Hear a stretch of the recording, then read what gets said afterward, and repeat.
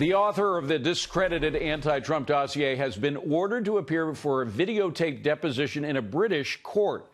Christopher Steele, the former British MI6 officer, has been embroiled in a civil libel suit over there against BuzzFeed, which published the dossier.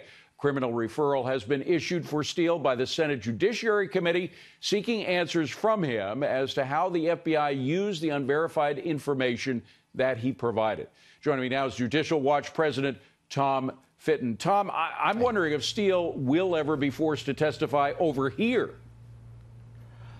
Well, that's a good question. As Mueller questioned him, certainly the FBI paid to fly him around a little bit, according to reports. This shows you that in many ways, David, I think the Mueller investigation, at least it's the core reason for its being, is collapsing. It's in large measure a zombie investigation going along paths for which it was never designed to follow. But the core issue of the Russia collusion story has collapsed. The dossier has been exposed to be a politicized document that can't be trusted. And to the degree it was used, there's corruption and questions about government integrity as a result of its use. And so, and then, forgive me, but then you have their witnesses. You have Sam Nunberg, who is one witness who appeared drunk and perhaps overdrugged on television shows last week. You have another witness who now we find out has been accused of pedophilia. He was sentenced to 1 year in jail. These are the star witnesses for the grand jury. I mean, what? And yet, at the same time, we're finding out all this information about what was being done in the FBI and the Department of Justice and the State Department illegally to try to keep Donald Trump out of the White House. Why isn't Mueller looking into that? Because he would have to be looking into his own investigation. He's using a dossier.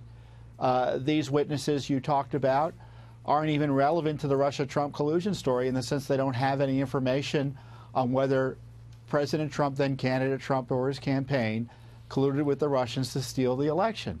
That didn't happen. That's a fantasy story. And, I understand that there are these requests for special counsels, both out of the House and, as you talked about before the break, the Senate.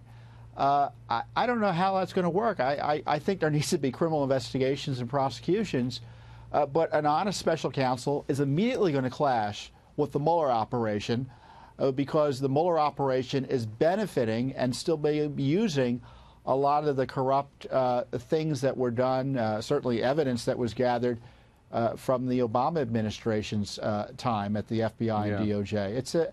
I tell you, it is an ethical mess. And frankly, if I were Rod Rosenstein, because Sessions has recused himself, I'd at least pause the Mueller investigation until they figure out what's up, what's down. I mean, these new stories about the FISA court now being caught up potentially in this get Trump effort, my gosh, what a disaster ethically the Obama Justice Department and FBI were, and the reverberations continue well into the next administration, they sure do. A year plus now. Are we any further in knowing exactly how heavily the FISA court relied on this piece of garbage, the political garbage of the Trump dossier?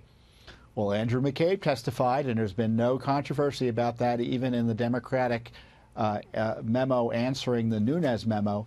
Andrew McCabe, no friend of Donald Trump, testified, no dossier, no FISA warrant. Unbelievable. Finally, I got to ask you the question of the day. Andrew McCabe, if he is fired before Sunday or before midnight on Sunday, he won't get his pension. What do you think? Should he be fired? He should be fired for all sorts of reasons. Whether he's fired or not is almost irrelevant, given the agony and agonizing over whether to fire him by the FBI and Justice Department. It shows you they still don't get it, that they're going through this heartache and figuring out whether to fire an agent who is found to allegedly have lied to internal investigators. You know, some people get criminally prosecuted for doing that, David. Absolutely. Tom Fitton, great to see you, Tom. Thank you so much for being here. Appreciate it.